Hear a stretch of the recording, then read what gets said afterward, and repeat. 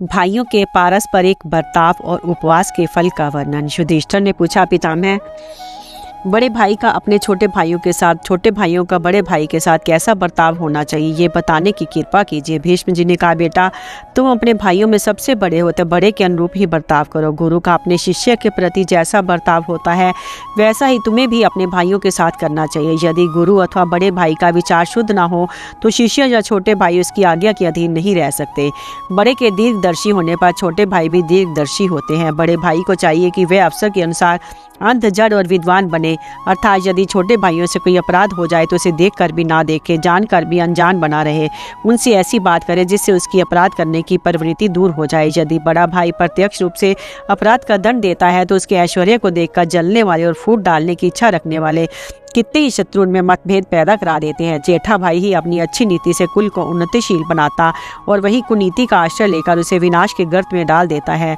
जहाँ बड़ा भाई का विचार खोटा हुआ वहाँ वह अपने समस्त कुल को चौपट कर देता है। जो बड़ा होकर छोटे भाइयों के साथ कुटिलतापूर्ण बर्ताव करता है वह ना तो बड़ा कहलाने योग्य है, ना ज्येष्ठांश का पाने का ही अधिकारी है।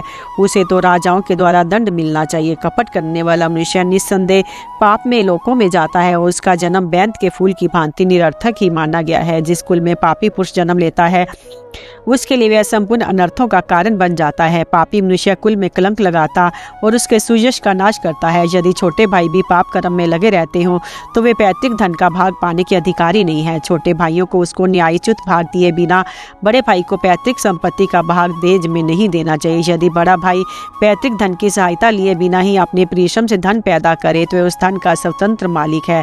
इच्छा न होने पर वह उसमें भाइयों को नहीं दे सकता है। यदि भाइयों के हिस्से का बंटवारा ना हुआ हो, सब ने साथ ही साथ व्यापार आदि के द्वारा धन की उन्नति की हो, उस अवस्था में यदि पिता के जीते जी सब अलग होना चाहे तो पिता को उचित है वह सब पुत्रों को बराबर बराबर हिस्सा दे। बड़ा भाई अच्छा काम करने वाला हो या बुरा, छोटे को उसका अपमान नहीं करना चाहिए। इसी तरह स्त्री अथवा छोटे भाई यदि बुरे रास्ते पर चल रहे हो तो श्रेष्ठ पुरुष को जिस तरह से भी उनकी भलाई हो वही उपाय करना चाहिए। धर्मज्ञ पुरुषों का कहना है कि धर्म ही कल्याण का श्रेष्ठ साधन है। गौरवों में 10 आचार्यों से बढ़कर उपाध्याय, 10 उपाध्यायों से बढ़कर पिता और 10 पिताओं से बढ़कर माता है। माता का गौरव समूची पृथ्वी से ही बड़ा है, उसके समान दूसरा कोई गुरु नहीं है। माता का गौरव सबसे अधिक होने के कारण ही लोग उसका विशेष आदर करते हैं। पिता की मृत्यु हो जाने पर बड़े भाई को पिता के समान समझना चाहिए। बड़े भाई को उचित है कि वे अपने छोटे भाइयों को जीविका प्रबंध करके उसका पालन पोषण करें। छोटे भाइयों का भी कर्तव्य है कि वे बड़े भाई को प्रणाम करें, उनकी आज्ञा में रहें, उनकी पिता मानकर उनके आश्रय में जीवन व्यतीत करें। माता पिता केवल शरीर को उत्पन्न करते हैं किंतु आचार्य के उपदेश से जो ज्ञान रूप नवीन जीवन प्राप्त होता है वह सत्य, अजर और अमर है। बड़ी बहन को माता के समान समझना चाहिए। इस तरह बड़े भाई की स्त्री तथा बचपन में दूध पिलाने वाली धाई भी माता के ही समान है। युधिष्ठिर ने पूछा, पितामह, सभी वर्णों के और मलेच्छ जाति के लोग भी उपवास में मन लगाते हैं किंतु उसका कारण समझ में नहीं आता। सुना जाता है कि ब्राह्मण और क्षत्रियों को नियमों का पालन करना चाहिए परंतु उपवास करने से उनके किसी प्रयोजन की सिद्धि होती है ये नहीं जान पड़ता। आप कृपा करके हमारे संपूर्ण नियमों को, उपवासों की विधि बताइए। उपवास करने वाले मनुष्य को क्या गति मिलती है इसका भी वर्णन कीजिए।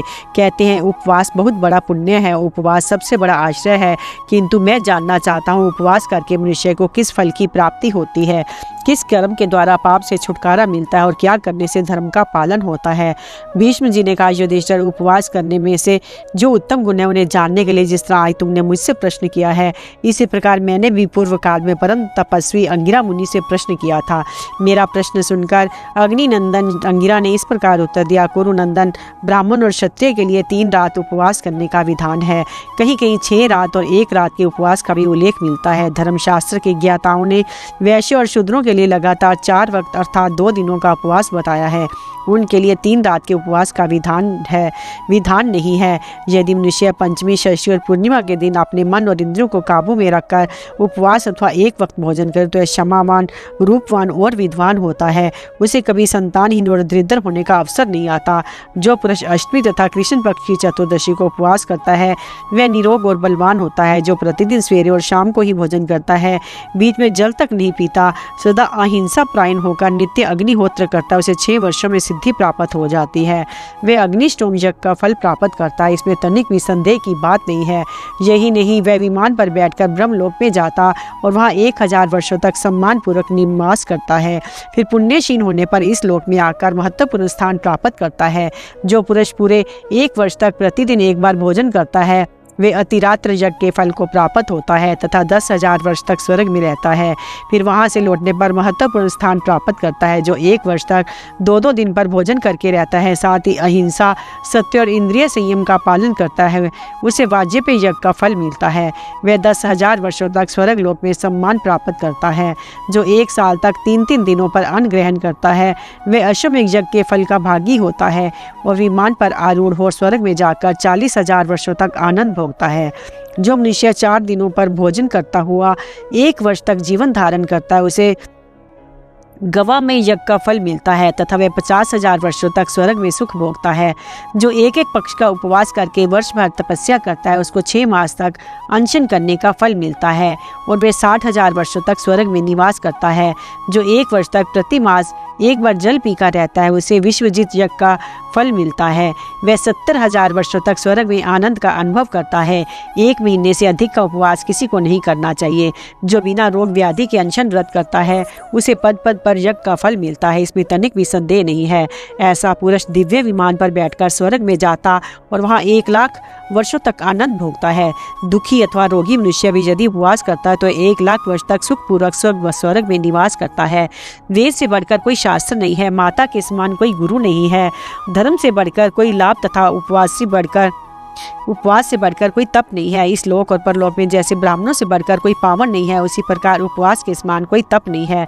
देवताओं ने विधिवत उपवास करके ही स्वर्ग प्राप्त किया है तथा ऋषियों को भी उपवास से ही उत्तम सिद्धि प्राप्त हुई है। परम बुद्धिमान विश्वामित्र जी 1000 दिव्य वर्षों तक प्रतिदिन 1 वक्त भोजन करके भूख का कष्ट सहते हुए तप में लगे रहे। इससे उन्हें ब्राह्मण तप की प्राप्ति हुई। च्यवन, जमदग्नि, वशिष्ठ, गौतम और भृगु ये सभी क्षमावान महर्षि उपवास करके ही दिव्य लोकों को प्राप्त हुए हैं। कुंती नंदन महर्षि अंगिरा की बतलाई हुई इस उपवास की विधि को जो प्रतिदिन क्रमशः पढ़ता और सुनता है, उस पुरुष का पाप नष्ट हो जाता है। वह सब प्रकार के संकीर्ण पापों से छुटकारा पा जाता है तथा उसके मन पर कभी दोषों का प्रभाव नहीं पड़ता। इतना ही नहीं, वह पशु पक्षियों की बोली समझने लगता है और संसार में उसकी अक्षय कीर्ति फैल जाती है। दरिद्रों के लिए यज्ञ तुल्य फल देने वाला उपवास व्रत का उपदेश मानस तथा पार्थिव तीर्थ की महत्ता। युधिष्ठिर ने कहा, पितामह, राजा और राजकुमारों के पास धन की कमी नहीं होती, वे एकाकी और असहाय भी नहीं होते, अतः उनके द्वारा तो बड़े बड़े यज्ञों का अनुष्ठान होना संभव है, किंतु धनहीन, निर्गुण, एकाकी और असहाय मनुष्य वैसे यज्ञ नहीं कर सकते। इसलिए जिस कर्म का अनुष्ठान दरिद्रों के लिए भी सुगम तथा बड़े बड़े यज्ञों के समान फल देने वाला हो, उसी का वर्णन कीजिए। भीष्म जी ने कहा, युधिष्ठिर, अंगिरा मुनि की बतलाई हुई जो उपवास की विधि है, वे यज्ञों के समान ही फल देने वाली है, उसका पुनः वर्णन करता हूँ, सुनो। जो पुरुष अहिंसा परायण हो, नित्य अग्निहोत्र का अनुष्ठान करते हुए प्रतिदिन प्रातः काल और साय काल में ही भोजन करता है, बीच में जलपान नहीं करता, उसे 6 वर्षों में ही सिद्धि प्राप्त हो जाती है। वे अग्नि के समान तेजस्वी प्रजापति लोक में 1 पदम वर्ष तक निवास करता है। जो 1 पत्नी व्रत का पालन करते निरंतर 3 वर्षों तक प्रतिदिन एक समय भोजन करके रहता है, उसने अग्निष्टोम यज्ञ का फल प्राप्त होता है। जो नित्य अग्नि में होम करता हुआ 1 वर्ष तक प्रति दूसरे दिन एक बार भोजन करता है तथा सदा सवेरे उठता और अग्निहोत्र के कार्य में लगा रहता है, वह भी अग्निष्टोम यज्ञ के फल का भागी होता है। जो 12 महीनों तक प्रति तीसरे दिन एक समय भोजन करता, नित्य सवेरे उठता और अग्निहोत्र किया करता है, उसी अतिरात्र याग का उत्तम फल प्राप्त होता है तथा वह पुरुष 3 पदम वर्षों तक स्वर्ग लोक में निवास करता है। जो अग्निहोत्र पूर्वक 12 महीनों के प्रति चौथे दिन एक बार अन्न ग्रहण करता है, वह जप्य यज्ञ के उत्तम फल का भागी होता है तथा वह इंद्र लोक में रहकर सदा देवराज की क्रीड़ाओं को देखा करता है। 12 महीनों तक प्रति 5वें दिन एक समय भोजन करके नित्य अग्निहोत्र करने वाला लोभहीन, सत्यवादी, ब्राह्मण भक्त, अहिंसक, अर्ष्या रहित और पाप कर्म से दूर रहने वाला पुरुष द्वादशा यज्ञ का फल प्राप्त करता है तथा वह 51 पदम वर्षों तक स्वर्ग लोक में सुख भोगता है। जो प्रति 6ठे दिन एक वक्त भोजन करके 12 महीनों तक मौन भाव से अग्निहोत्र का अनुष्ठान करता, तीनों समय नहाता, ब्रह्मचर्य का पालन करता, किसी के दोषों पर दृष्टि नहीं डालता है, वह मनुष्य 2 पताका, 18 पदम, 1300 करोड़ और 50 अयुत वर्षों तक तथा 100 रीछों के चमड़ों में जितने रोए होते हैं उतने वर्षों तक ब्रह्मलोक में सम्मानित होता है। जो 1 वर्ष तक प्रति 7वें दिन तक समय भोजन करता, नित्य अग्निहोत्र करता, वाणी को नियम में रखता और ब्रह्मचर्या का पालन करता है, वह असंख्य वर्षों तक देवताओं और इंद्र के लोक में निवास करता है तथा जिस यज्ञ में भूल से स्वर्ण की दक्षिणा दी जाती है उसके फल का वह भागी होता है। जो प्रति 8वें दिन एक वक्त भोजन करके 12 महीनों तक क्षमाशील, देव कार्य परायण और अग्निहोत्री होकर जीवन व्यतीत करता है, उसे पुंडरीक यज्ञ का सर्वश्रेष्ठ फल प्राप्त होता है। जो प्रति 9वें दिन एक समय अन्न ग्रहण करके वर्ष भर नित्य अग्निहोत्र का अनुष्ठान करता है, उसे 1000 वर्ष अश्वमेघ यज्ञ का फल प्राप्त होता है तथा वह पुंडरीक के समान श्वेत वर्ण के विमान पर आरूढ़ हो रुद्रलोक में जाकर वहां 1 कल्प, लाख करोड़ और 18,000 वर्षों तक सुख भोगता है। जो प्रति 10वें दिन एक समय भोजन करके 12 मासों तक नित्य अग्नि में हवन करता है, वह ब्रह्मलोक का निवासी होता है, उसे 1000 अश्वमेघ यज्ञ का फल उत्तम फल मिलता है। वह नीले और लाल कमल के समान अनेकों रंगों से सुशोभित मंडलाकार घूमने वाला, सागर की लहरों के समान ऊपर नीचे होने वाला, विचित्र मणिमालाओं से अलंकृत और शंख ध्वनि से परिपूर्ण विमान प्राप्त करता है। जो पुरुष 12 महीनों तक सदा 11वें दिन भोजन करते हुए अग्नि में हवन करता है, मन और वाणी से भी पर स्त्री की अभिलाषा नहीं करता तथा माता पिता के लिए भी कभी झूठ नहीं बोलता, वह विमान में विराजमान परम शक्तिमान देव महादेव जी के पास गमन करता और 1000 अश्वमेघ यज्ञों का फल पाता है। उसके पास ब्रह्मा जी का भेजा हुआ विमान स्वतः उपस्थित दिखाई देता है, उसी पर बैठकर वह रुद्रलोक में जाता है। वहां असंख्य वर्षों तक निवास करता हुआ प्रतिदिन देव दानव वंदित भगवान शंकर को प्रणाम करता है। वे भगवान उसे नित्य प्रति दर्शन देते रहते हैं। जो 12 महीनों तक प्रति 12वें दिन केवल घी पीकर रहता है, उसे सर्वमेघ यज्ञ का फल मिलता है और वह सूर्य के समान प्रकाशमान विमान पर बैठकर ब्रह्मलोक में प्रतिष्ठित होता है। वहाँ उसे बड़ी बड़ी अटालिकाओं से युक्त महल प्राप्त होते हैं, जो उसकी सेवा करने वाले हजारों नर नारियों से भरा रहता है। इस प्रकार महाभाग अंगिरा मुनि ने उपवास का महान फल बताया है।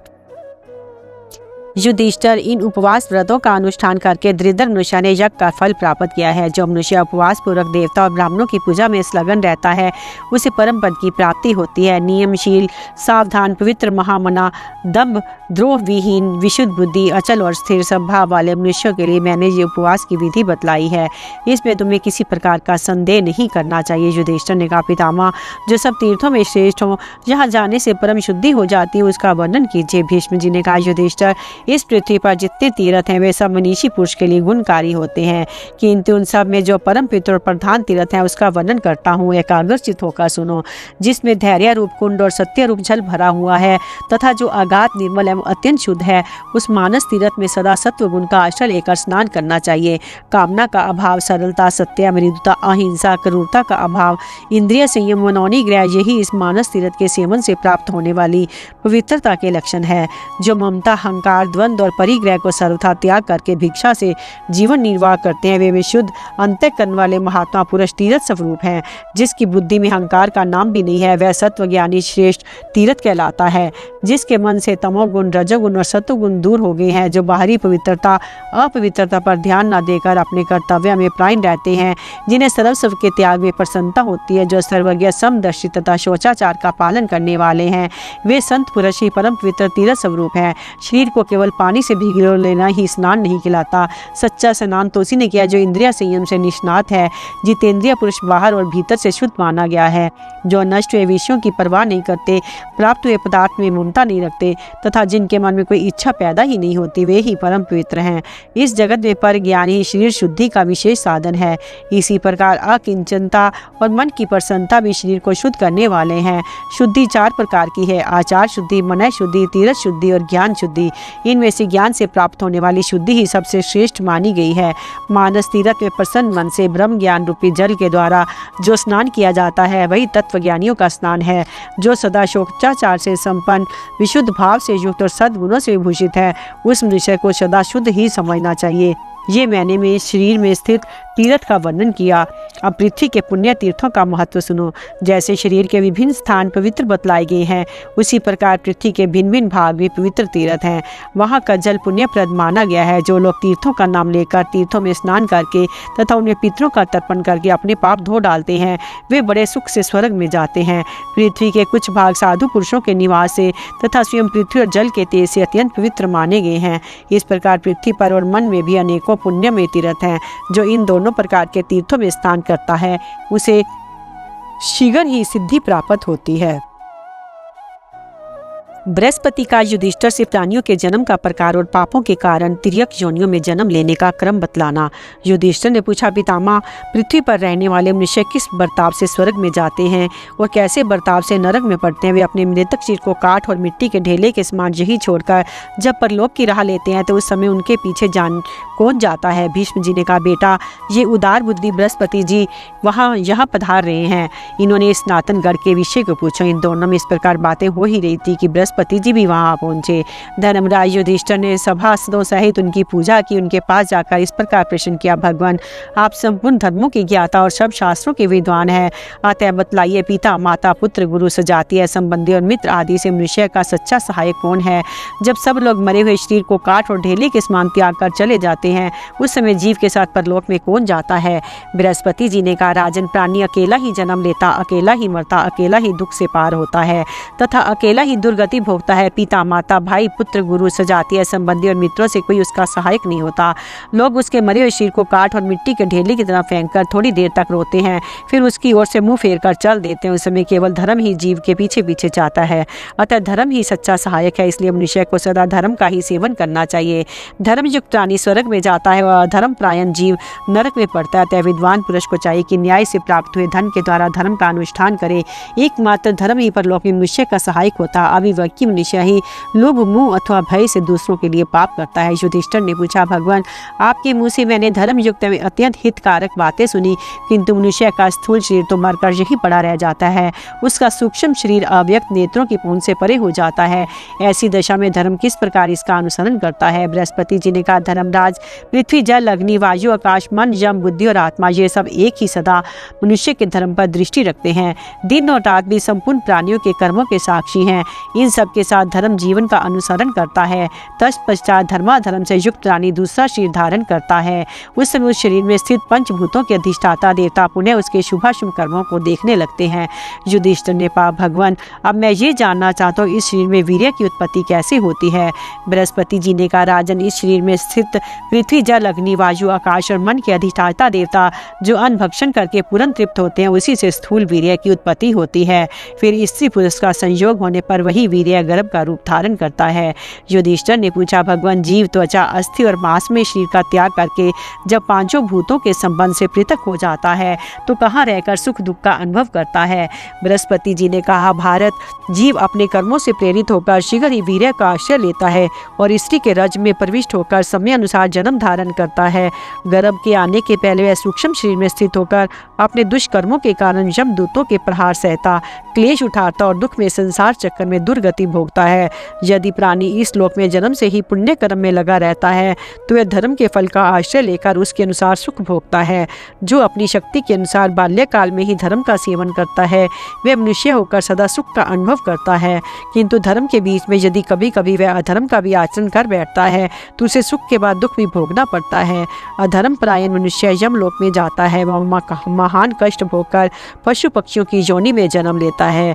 जीव मोह के वशीभूत होकर जिस जिस कर्म का अनुष्ठान करने से जैसी जैसी योनि में जन्म धारण करता है उसे मैं बता रहा हूँ, सुनो। शास्त्र, इतिहास और वेद में भी ये बात बताई गई है कि मनुष्य इस लोक में पाप करने पर मृत्यु के पश्चात यमराज के भयंकर लोक में जाता है। जो यदि चारों वेदों का अध्ययन करने के बाद भी मोहवश पतित मनुष्यों से दान लेता है उसे गधी की योनि में जन्म लेना पड़ता है। 15 वर्षों तक गधे के शरीर में रहकर मृत्यु को प्राप्त होता है। फिर 7 वर्षों तक बैल की योनि में रहकर शरीर त्याग के पश्चात 3 महीने तक ब्रह्म राक्षस होता है। उसके बाद वह पुनः ब्राह्मण का जन्म पाता है। पतित पुरुष का यज्ञ कराने वाला ब्राह्मण मरने के बाद 15 वर्ष कीड़ा, 5 वर्ष गधा, 5 वर्ष सुअर, 5 वर्ष मुर्गा, 5 वर्ष सियार और 1 वर्ष कुत्ते की योनि में रहकर अंत में मनुष्य का जन्म पाता है। जो शिष्य मूर्खतावश अपने अध्यापक का अपराध करता है वह पहले कुत्ता, फिर राक्षस, फिर गधा और फिर क्लेश भोगने वाला प्रेत होकर अंत में ब्राह्मण होता है। जो पापाचारी शिष्य गुरु की स्त्री के साथ समागम का विचार भी मन में लाता है तो अपने मानसिक पाप के कारण भयंकर योनियों में जन्म लेता है। पहले कुत्ता होकर 3 वर्ष तक जीवन धारण करता है, फिर मरने के बाद 1 साल कीड़े की योनि में रहता है। इसके बाद ब्राह्मण योनि में उत्पन्न होता है। यदि गुरु अपने पुत्र के समान प्रिय शिष्य को बिना कारण के ही मारता पीटता है तो अपनी स्वेच्छाचारिता के कारण हिंसक पशु की योनि में जन्म लेता है। जो पुत्र अपने माता पिता का अनादर करता है वह मरने के बाद गधे की योनि में जन्म लेता है। उसमें 10 वर्ष तक जीवित रहकर शरीर त्यागने के पश्चात 1 साल तक घड़ियाल की योनि योनि में रहता है। जिस पुत्र के ऊपर माता और पिता दोनों ही रुष्ट होते हैं, वह गुरुजनों के अनिष्ट चिंतन के कारण मृत्यु के बाद 10 महीने गधा, 14 महीने कुत्ता और 7 महीने बिलाव होकर अंत में मनुष्य की योनि में जन्म ग्रहण करता है। माता पिता को गाली देने वाला मनुष्य मैना होता है तथा उन्हें मारने वाला पुत्र 10 वर्ष कछुआ, 3 वर्ष शाही और 6 महीने सांप की योनि में जन्म लेकर फिर मनुष्य होता है। जो मनुष्य राजा के टुकड़े खाकर पलता हुआ अपनी मोहवश उसके शत्रु की सेवा करता है, मरने के बाद 10 वर्ष वानर, 5 वर्ष चूहा और 6 महीने कुत्ता होकर फिर मनुष्य योनि में आता है। दूसरों की धरोहर हड़प लेने वाला मनुष्य यमलोक में जाता है और क्रमशः 100 योनियों में भ्रमण करके अंत में कीड़ा होता है। कीड़े की योनि में 15 वर्षों तक जीवित रहने के बाद जब उसके पापों का क्षय हो जाता है, वह मनुष्य का जन्म पाता है। दूसरों के दोष ढूंढने वाला मनुष्य हिरण की योनि में जन्म लेता है। जो अपनी दुर्बुद्धि के कारण किसी के साथ विश्वासघात करता है, वह 8 वर्ष मछली, 4 महीना हिरण, 1 साल बकरा, उसके बाद कीड़ा होकर अंत में मनुष्य योनि में जन्म लेता है। जो पुरुष लज्जा का परित्याग करके अज्ञान और मोह के वशीभूत होकर धान, जौ, तिल, उड़द, कुल्थी, सरसों, चना, मटर, मूंग, गेहूं और तीसी तथा दूसरे अनाजों की चोरी करता है, वह मरने के बाद पहले चूहा होता है, फिर कुछ दिनों बाद मृत्यु को पाकर सूअर की योनि में जन्म लेता है। वह सूअर पैदा होते ही रोग से मर जाता है, फिर 5 वर्ष तक कुत्ते की योनि में रहकर अंत में मनुष्य होता है। पर स्त्री गमन का पाप करके मनुष्य क्रमशः भेड़िया, कुत्ता, सियार, गिद्ध, सांप, कंक और बगला होता है। जो पाप आत्मा मोहवश भाई की स्त्री से व्यभिचार करता है, वह 1 वर्ष तक कोयल की योनि में पड़ा रहता है। जो काम वासना की पूर्ति के लिए मित्र, गुरु और राजा की स्त्री के साथ बलात्कार करता है, वह मरने के पीछे 5 वर्ष सूअर, 10 वर्ष भेड़िया, 5 वर्ष बिलाव, 10 वर्ष मुर्गा, 3 महीने चींटी और 1 महीना कीड़े की योनि में भ्रमण करके उन्हें 14 महीने तक कीट योनि में पड़ा रहता है। इसके बाद पापों का क्षय होने पर उसे मनुष्य योनि मिलती है। जो विवाह, यज्ञ अथवा दान का अवसर आने पर मोहवश उसमें विधन डालता है, वह 15 वर्ष तक कीड़े की योनि में रहकर पाप का भोग समाप्त होने के पश्चात मनुष्य होता है। जो पहले एक व्यक्ति को कन्यादान करके फिर दूसरे को उसी कन्या का दान करना चाहता है, वह मरने के बाद 13 वर्ष तक कीड़े की योनि में रहकर पाप क्षीण होने के अनंतर पुनः मनुष्य होता है। जो देव कार्य अथवा पितृ कार्य न करके बलि वैष्णव देव किए बिना ही अन्न ग्रहण करता है, वह मरने के बाद 100 वर्षों तक कौवे की योनि में पड़ा रहता है। इसके बाद क्रमशः मुर्गा और सांप होकर अंत में मनुष्य का जन्म पाता है। बड़ा भाई पिता के समान आदरणीय है, जो उसका अनादर करता है उसे मृत्यु के बाद कोंज पक्षी की योनि में जन्म लेना पड़ता है। उसमें 1 वर्ष रहकर वह चीरक जाति का पक्षी होता है, फिर मरने के बाद मनुष्य योनि में जन्म पाता है। शूद्र जाति का पुरुष ब्राह्मण जाति की स्त्री के साथ समागम करके देह त्याग के पश्चात पहले कीड़े की योनि में जन्म लेता है, फिर मरने के बाद सूअर होता है। सूअर की योनि में पैदा होते ही वह रोग का शिकार होकर मर जाता है। उसके बाद कुत्ता होकर अपने पाप कर्मों का भोग समाप्त करके मनुष्य योनि में जन्म धारण करता है।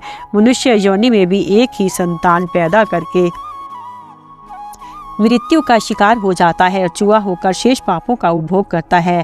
कृतन मनुष्य मरने के बाद यमराज के लोक में जाता है। वहाँ यमदूत क्रोध में भरकर उसके ऊपर बड़ी निर्दयता के साथ प्रहार करते हैं।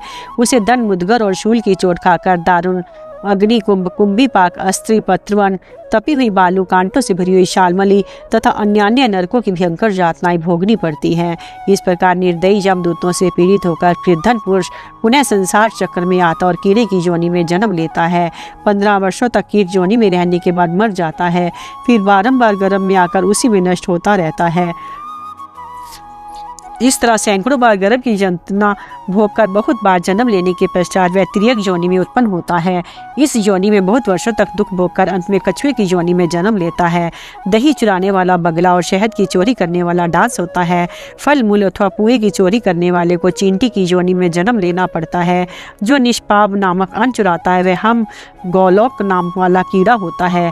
खीर की चोरी करने वाला तीतर, भरा हुआ पुआ चुराने वाला उल्लू, लोहा चुराने वाला कौआ, कांसी का बर्तन चुराने वाला हारीत नामक पक्षी, चांदी के बर्तन की चोरी करने वाला कबूतर, सोने का बर्तन चुराने वाला कीड़ा, ऊनी वस्त्र चुराने वाला क्रिकल, रेशमी वस्त्र का अपहरण करने वाला बतख, महीन कपड़ा चुराने वाला तोता, पट्ट वस्त्र चुराने वाला हंस, सूती कपड़े का अपहरण करने वाला कोंच, ऊनी वस्त्र, शोम वस्त्र तथा पाटंबर की चोरी करने वाला खरगोश, नाना प्रकार के रंग चुराने वाला मोर और लाल कपड़ों की चोरी करने वाला मनुष्य चकोर पक्षी का जन्म पाता है।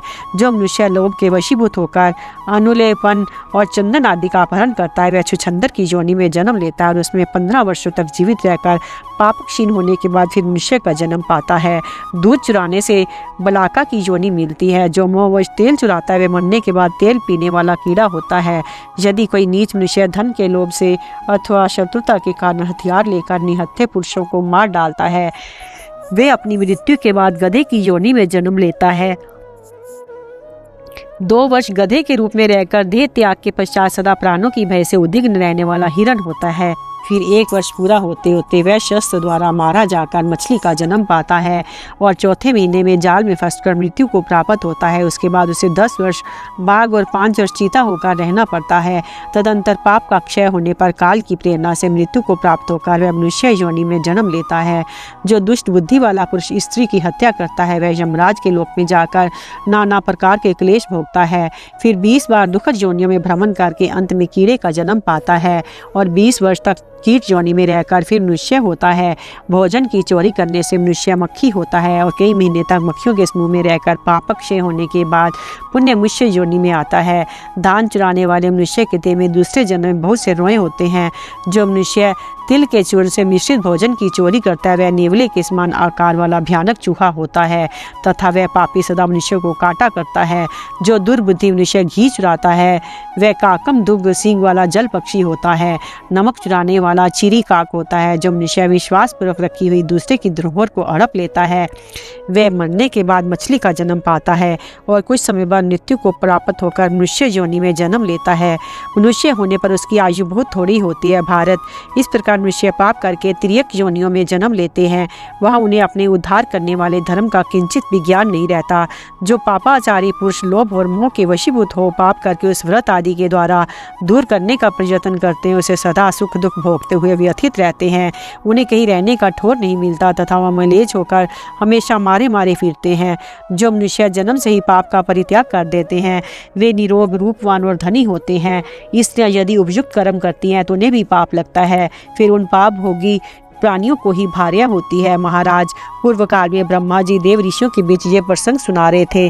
वहाँ उन्हीं के मुंह से मैंने ये सारी बातें सुनी थी और तुम्हारे पूछने पर उन्हीं बातों का यथावत वर्णन किया है। ये उपदेश सुनकर तुम्हें अपने मन को सदा धर्म में लगाए रखना चाहिए। बृहस्पति का युधिष्ठिर को अन्न दान और अहिंसा धर्म की महिमा बताना। युधिष्ठिर ने पूछा, ब्राह्मण, अब मैं धर्म का परिणाम सुनना चाहता हूँ। कौन से कर्म करने पर मनुष्य को उत्तम गति प्राप्त होती है? बृहस्पति जी ने कहा, राजन, जो मनुष्य पाप कर्म करता है वह अधर्म के वश में हो जाता है और उसका मन धर्म के विपरीत मार्ग में जाने लगता है, इसलिए उसे नरक में गिरना पड़ता है। जो मोहवश अधर्म बन जाने पर पीछे से पश्चाताप करता है उसे चाहिए कि मन को वश में रखकर फिर कभी पाप का सेवन न करे। मनुष्य का मन ज्यों ज्यों पाप कर्म की निंदा करता है त्यों त्यों उसका शरीर उस अधर्म के बंधन से मुक्त होता जाता है। यदि पापी पुरुष धर्मज्ञ ब्राह्मणों से अपना पाप बतला दे तो उस अधर्म के कारण होने वाली निंदा से शीघ्र ही छुटकारा पा जाता है। मनुष्य अपने मन को स्थिर करके जैसे जैसे अपना पाप प्रकट करता है वैसे ही वैसे उससे मुक्त होता जाता है। अब मैं दानों का वर्णन करता हूँ। सब प्रकार के दानों में अन्न का दान श्रेष्ठ बताया गया है। अतः धर्म की इच्छा रखने वाले मनुष्य को सरल भाव से पहले अन्न का ही दान करना चाहिए। अन्न मनुष्यों का प्राण है। अन्न से समस्त प्राणी की उत्पत्ति होती है। अन्न के ही आधार पर सारा संसार टिका हुआ है। इसी अन्न सबसे उत्तम माना गया है। देवता, ऋषि, पितृ और मनुष्य अन्न की ही विशेष प्रशंसा करते हैं। राजा रंतिदेव अन्न के ही दान से स्वर्ग लोक को प्राप्त हुए थे। अतः स्वाध्याय प्रायण ब्राह्मणों को प्रसन्न से न्याय उपार्जित अन्न का दान करना चाहिए। जो मनुष्य 10,000 ब्राह्मणों को भोजन कराता है, सदा योग सागर में संलग्न रहता है, वे पाप के बंधन से छूट जाता है, उसे तिर्यक योनि में नहीं जाना पड़ता। वेदज्ञ ब्राह्मण भिक्षा से अन्न लाकर यदि अध्ययनशील विप्र को दान देता है तो इस लोक में सदा सुखी होता है। जो क्षत्रिय ब्राह्मण के धन का अपहरण ना करके न्यायपूर्वक प्रजा का पालन करते हुए अपने बाहुबल से प्राप्त किया हुआ अन्न वेद वेता ब्राह्मणों को शुद्ध एवं समाहित चित्त से दान करता है, वे उस अन्न दान के प्रभाव से अपने पूर्वकृत पापों का नाश कर डालता है। यदि वैश्य खेती से अन्न पैदा करके उसका छठा भाग ब्राह्मणों को दान कर देता है तो वह सब पापों से मुक्त हो जाता है। शूद्र भी यदि प्राणों की परवाह न करके कठोर परिश्रम से कमाया हुआ अन्न ब्राह्मणों को दान करता है तो पाप से छुटकारा पा जाता है। किसी प्राणी की हिंसा न करके अपनी छाती के बल से पैदा किया हुआ अन्न विप्रों को दान करता है, वे कभी दुख के दिन नहीं देखता। न्याय के अनुसार अन्न प्राप्त करके उसे वेद वेता ब्राह्मणों को हर्षपूर्वक दान देने वाला मनुष्य अपने पापों के बंधन से मुक्त हो जाता है। अन्न ही बल की वृद्धि करने वाला है, अतः इस संसार में अन्न का दान करने वाला मनुष्य बलवान होता है। सत्पुरुषों के मार्ग का आश्रय लेकर समस्त पापों से छूट जाता है। दाता पुरुषों ने जिस मार्ग को प्रवृत्त किया है उसी से विद्वान पुरुष भी चलते हैं। अन्न दान करने वाले मनुष्य वास्तव में प्राण दान करने वाले हैं। उन्हीं लोगों से सनातन धर्म की वृद्धि होती है। मनुष्य को प्रत्येक अवस्था में न्यायतः उपार्जित किया हुआ अन्न सत्पात्र को दान करना चाहिए, क्योंकि अन्न ही सब प्राणियों का परम आधार है। अन्न दान करने से मनुष्य को कभी नरक की भयंकर यातना नहीं भोगनी पड़ती। अतः न्याय उपार्जित अन्न का सदा ही दान करना चाहिए। प्रत्येक गृहस्थ को उचित है कि वह पहले ब्राह्मण को भोजन करा के पीछे स्वयं भोजन करने का प्रयत्न करे तथा अन्न दान के द्वारा प्रत्येक दिन को सफल बनावे। जो मनुष्य वेद, धर्म, न्याय और इतिहास के जानने वाले 1000 ब्राह्मणों को भोजन कराता है वह नरक और संसार चक्र में नहीं पड़ता। इस लोक में उसकी सारी कामनाएं पूर्ण होती हैं और मरने के बाद वह स्वर्ग में सुख भोगता है। राजन, अन्न दान सब प्रकार के धर्म और दानों का मूल है। इस प्रकार मैंने तुम्हें ये अन्न दान का महान फल बताया है। युधिष्ठिर ने पूछा, भगवान, अहिंसा, वेदोक्त धर्म, ध्यान, इंद्रिय संयम, तपस्या और गुरु शुश्रूषा, इनमें से कौन सा कर्म मनुष्य का विशेष कल्याण कर सकता है? बृहस्पति जी ने कहा, भारत, ये सभी कर्म धर्म अनुकूल होने के कारण कल्याण के साधन है। अब मैं मनुष्य के लिए कल्याण के सर्वश्रेष्ठ उपाय का वर्णन करता हूँ। जो मनुष्य अहिंसा युक्त धर्म का पालन करता है वे काम, क्रोध और लोभ रूप तीनों दोषों का त्याग करके सिद्धि को प्राप्त हो जाता है। जो अपने सुख की इच्छा से अहिंसक प्राणियों को डंडों से पीटता है वह परलोक में सुखी नहीं होता। जो मनुष्य सब जीवों को अपने समान समझकर किसी पर प्रहार नहीं करता, क्रोध को अपने काबू में रखता है, वह मृत्यु के पश्चात सुखी होता है। जो संपूर्ण भूतों का आत्मा है अर्थात सबके सुख दुख को अपना ही सुख दुख समझता है, जो सब भूतों को अपने में स्थित देखता है, वह गमनागमन से रहित ज्ञानी की गति को पता लगाते समय देवता भी मोह में पड़ जाते हैं। जो बात अपने को अच्छी ना लगे वह दूसरों के प्रति भी नहीं करनी चाहिए, यही धर्म का संक्षिप्त लक्षण है। मनुष्य कामना से प्रेरित होकर ही इसके विपरीत बर्ताव करता है। मांगने पर देने और इनकार करने से, सुख और दुख पहुंचाने से तथा प्रिय और अप्रिय करने से पुरुष को स्वयं जैसे हर्ष शोक का अनुभव होता है उसी प्रकार दूसरों के लिए भी समझे। जैसे एक मनुष्य दूसरों पर आक्रमण करता है तो अवसर आने पर दूसरे भी उसके ऊपर आक्रमण करते हैं। इसी को तुम अपने लिए धर्म अधर्म के संबंध में दृष्टांत समझो, अर्थात धर्म से सुख और अधर्म से दुख की प्राप्ति होती है, ऐसा निश्चय करो। वैशंपायन जी कहते हैं, जन्मेजय, धर्मराज युधिष्ठिर से इस प्रकार कहकर परम बुद्धिमान देवगुरु बृहस्पति जी उस समय हम लोगों के देखते देखते स्वर्ग को चले गए। हिंसा और मांस भक्षण की निंदा तथा मांस ना खाने की प्रशंसा। वैशंपायन जी कहते हैं, जन्मेजय, तदंतर महातेजस्वी राजा युधिष्ठिर ने बाणशय्या पर पड़े पितामह भीष्म से पुनः प्रेषण किया। युधिष्ठिर ने पूछा, महामते, देवता, ऋषि और ब्राह्मण वैदिक प्रमाण के अनुसार सदा अहिंसा धर्म की प्रशंसा किया करते हैं, अतः मैं पूछता हूँ कि मन, वाणी और क्रिया से भी हिंसा का भी आचरण करने वाला मनुष्य किस प्रकार उसके दुखों से छुटकारा पा सकता है? भीष्म जी ने कहा, युधिष्ठिर, ब्रह्मवादी पुरुषों ने मन से, वाणी से, कर्म से हिंसा ना करना, मांस ना खाना, इन 4 उपायों से अहिंसा धर्म का पालन बतलाया है। इनमें से एक अंश की भी कभी कमी हुई तो अहिंसा धर्म का पालन नहीं होता। जैसे 4 पैरों वाले पशु 3 पैरों से नहीं खड़े रह सकते, उसी प्रकार अहिंसा भी केवल 3 ही कारणों से नहीं टिक सकती। जैसे हाथी के पैर के चिन्ह में सभी प्राणियों के पद चिन्ह समा जाते हैं, उसी प्रकार अहिंसा धर्म में सभी धर्मों का समावेश हो जाता है।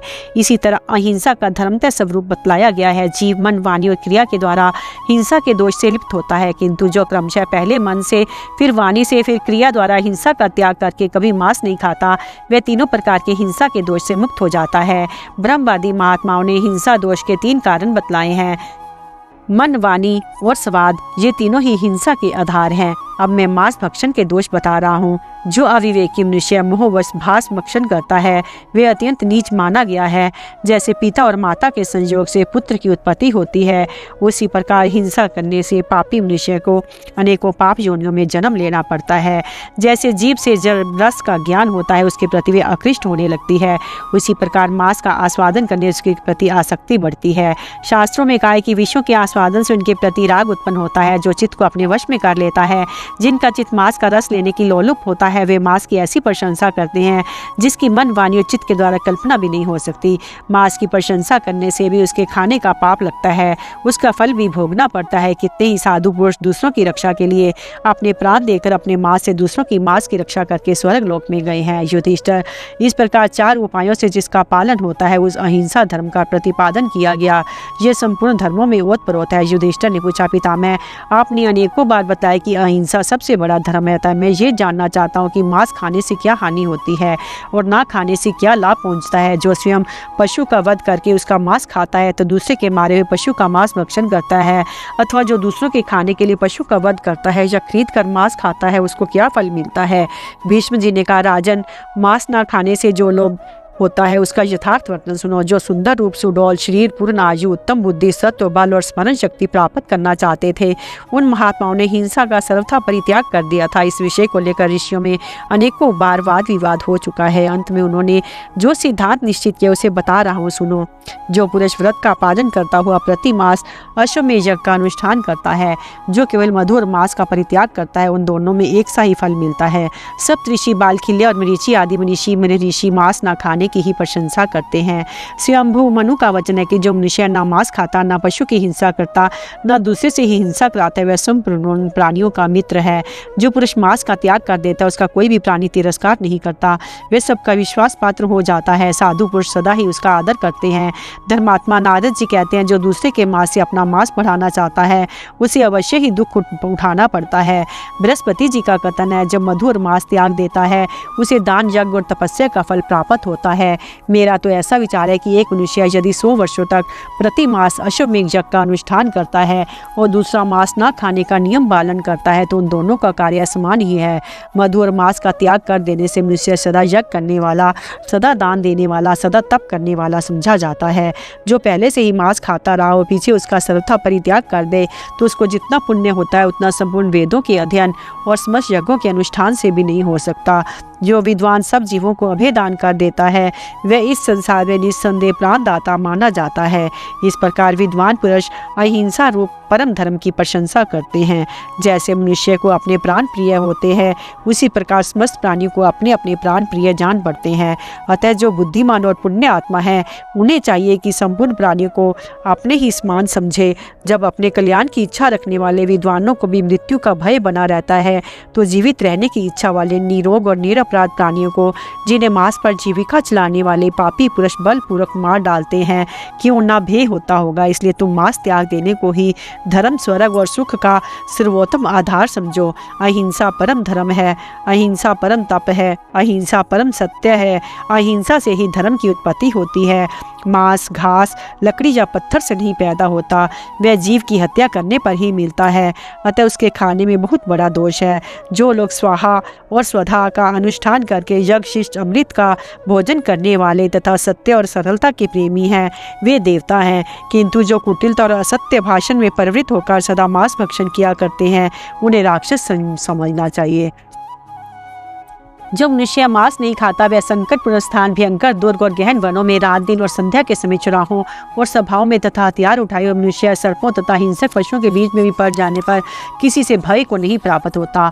इतना ही नहीं, वह समस्त प्राणियों को शरण देने वाला और सबका विश्वास पात्र होता है। संसार में ना तो वह दूसरे को उद्वेग में डालता है, न स्वयं ही उद्विग्न होता है। जगत में यदि मांस खाने वाला अभाव हो जाए तो पशुओं की हिंसा करने वाला कोई भी ना रहे। हिंसक मनुष्य मांसखोरों के लिए ही प्राणियों का वध करता है। यदि मांस को अभक्ष्य समझकर सब लोग उसे खाना छोड़ दें तो पशुओं की हत्या स्वतः ही बंद हो जाएगी। हिंसा करने वाले की आयु क्षीण होती है, इसलिए अपना कल्याण चाहने वाले मनुष्य को मांस का परित्याग कर देना चाहिए।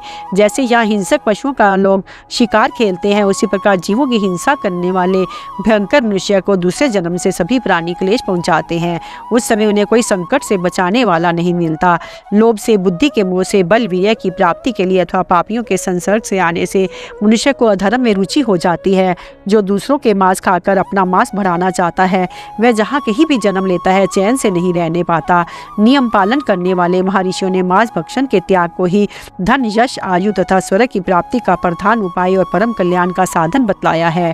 कुंती नंदन, पूर्व काल में मैंने मार्कंडेय जी के मुख से मांस खाने के जो दोष सुने उन्हें बता रहा हूँ, सुनो। जो जीवित रहने की इच्छा वाले प्राणियों को मारकर अथवा उनके स्वयं मर जाने पर उनका मांस खाता है वह उन प्राणियों का हत्यारा ही समझा जाता है। जो मांस खरीदता है वह धन से, जो खाता है वह उपभोग से, तथा जो मारने वाला है वह शस्त्र प्रहार करके या फांसी लगाकर पशुओं की हिंसा करता है। इस प्रकार 3 तरह से प्राणियों का वध होता है।